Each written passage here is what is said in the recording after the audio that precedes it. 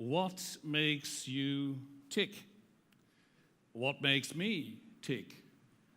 Code, biological code, nature's embedded software that is in every bone, every muscle, every cheek, in your heart, and even into your heartbeat itself. Just imagine that here and now you would command your heart from stop beating altogether. It would not comply. Why not? Because it was programmed not to comply. As it was programmed to speed up when you're taking an exercise or to slow down when you're taking a nap, and to probably overperform when together with your partner you are in the process of creating your next generation DNA. That, ladies and gentlemen, is the power of DNA. So just imagine there would be such a thing as a digital DNA.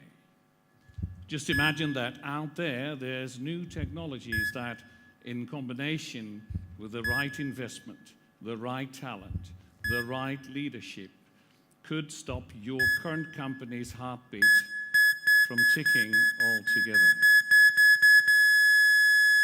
Or, to look at the bright side, just imagine that we would really understand what combination of leadership, of culture, of technology, of entrepreneurial spirit could really boost your future. Wouldn't that be awesome? Good morning, WBAF. It is my pleasure to be here in Istanbul and to present to you some of the research that we in Deloitte have created over the past years in the field in which you are active.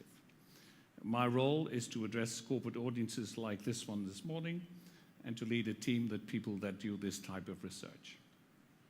The first research that I would like to share with you is research that we have done amongst 400,000 startups across the world over a period of 10 years. So we try to understand over 10 years what are the typical predictors for success. And here you see some of the data that we found in our research. As you can see, the death rate is relatively high.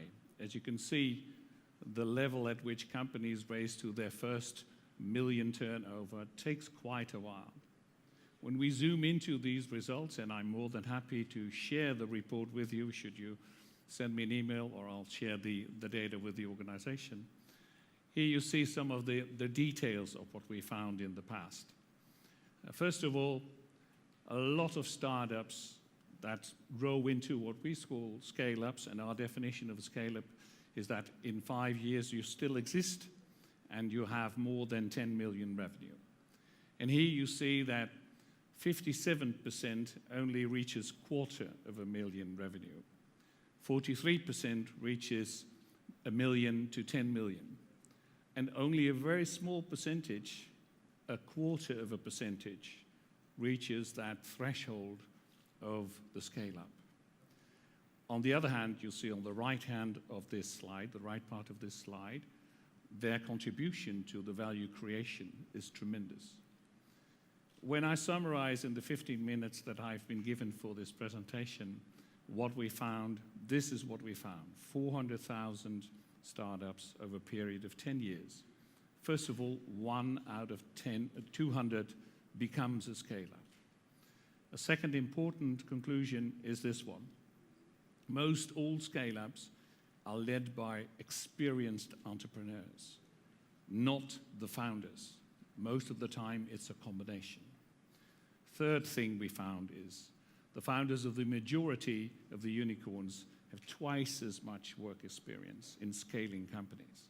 And more than half were actually founded by teams and not by individuals. And the very important one also is that in the architecture of the company, it is extremely important to build in, both on the technology side, but also on the business side, this ability to scale. We found that only 25% of the startups were actually designed to scale, which in technology terms, as I'm sure you're very aware of, is a very important part of the equation.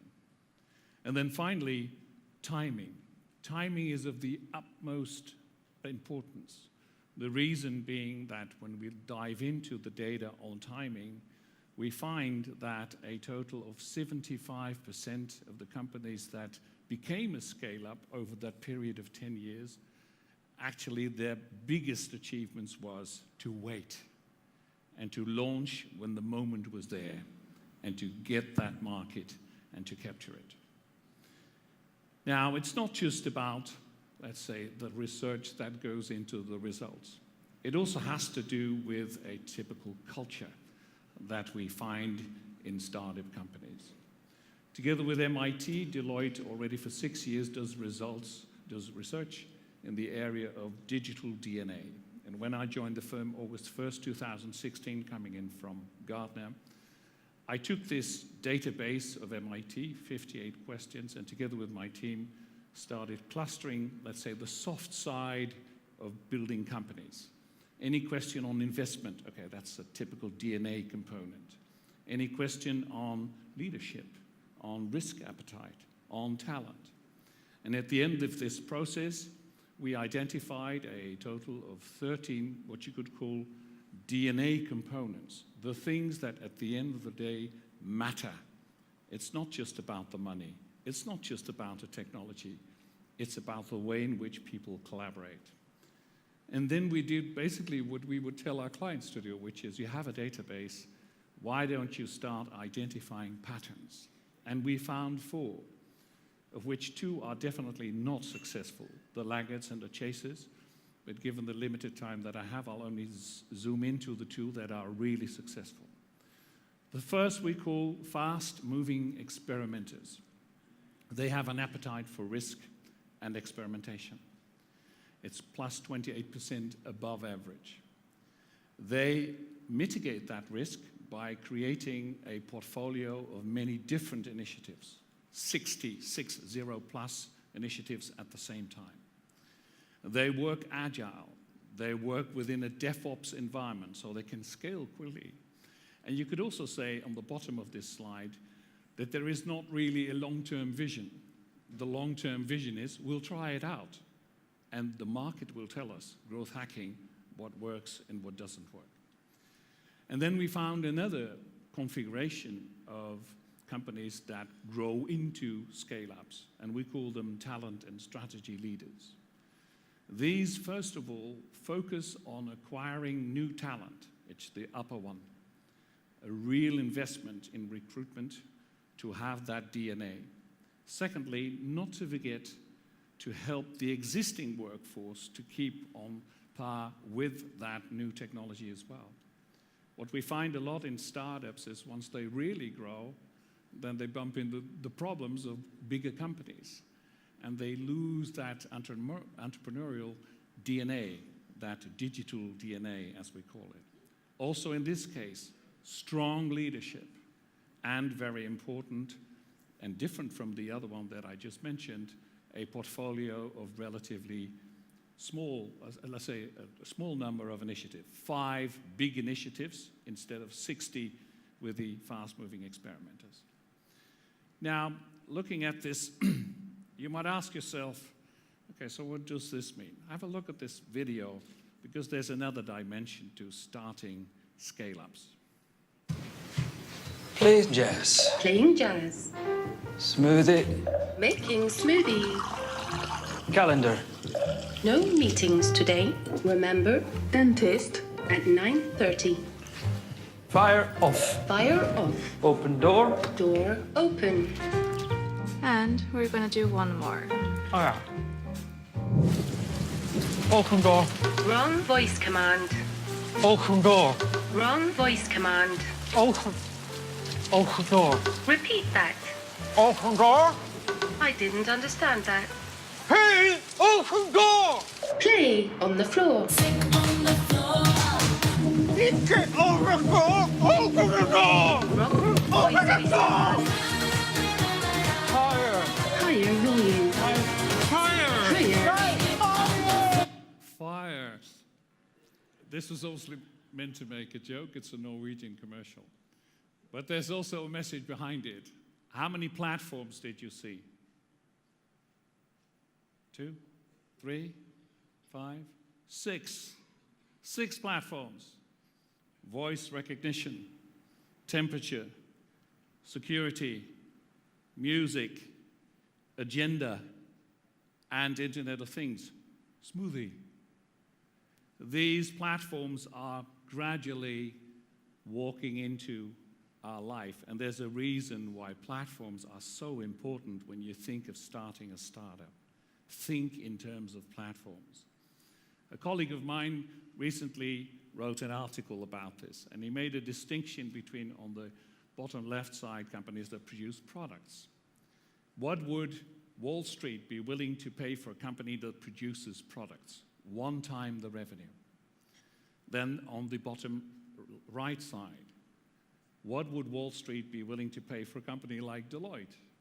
Human intensive services, 2 times the revenue. And then we crossed the digital divide, as he called it. What would a company Wall Street be willing to pay for a company that creates intellectual property using digital tools? 4 times the revenue. What would such a company be worth in the eyes of Wall Street when it would be a platform technology company? 8 times. And here he explains why that is important. Why is it important to have a strategy on platforms? Now, if you climbed behind the research, what you'd find is that the bottom left is 1 to 2, the bottom right is 2 to 3, 4 to 5, 8 to 15, and beyond. So very strong correlation to the type of business model that someone uses. And in fact, we've done the research that can take 2 companies in the same industry, providing kind of the same thing, but using 2 different business models, both about the same size, and both delivering the same pre-tax profits. But with 2 different business models, their valuation is a difference of $100 billion in one example. So let that sink in for a moment in what you do. And ask yourself the question, have I decided on the right business model?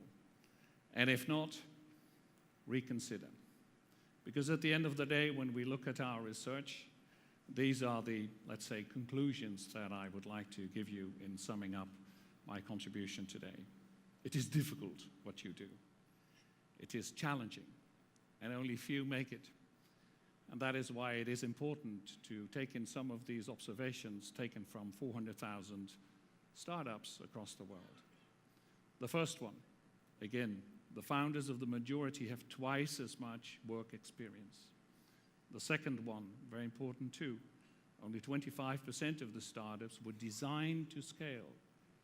And if you think platform, you should be thinking of scalable platforms. The third one, very important as well. Timing is everything. Be there when the wave is at its highest.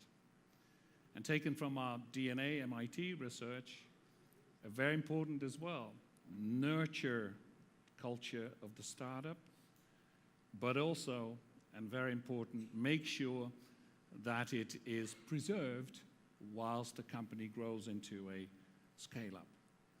And finally, probably the most important one as far as I'm concerned, the platforms are the most highest, although you might deliver the same value to the client.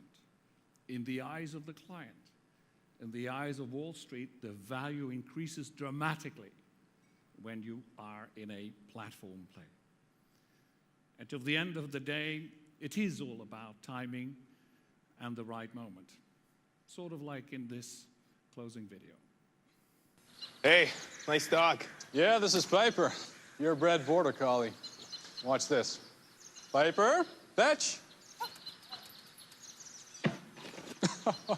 Good boy, Piper. You're such a smart dog.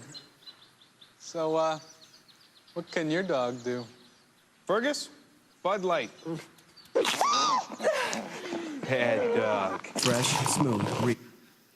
Thank you, and I wish you a very good conference.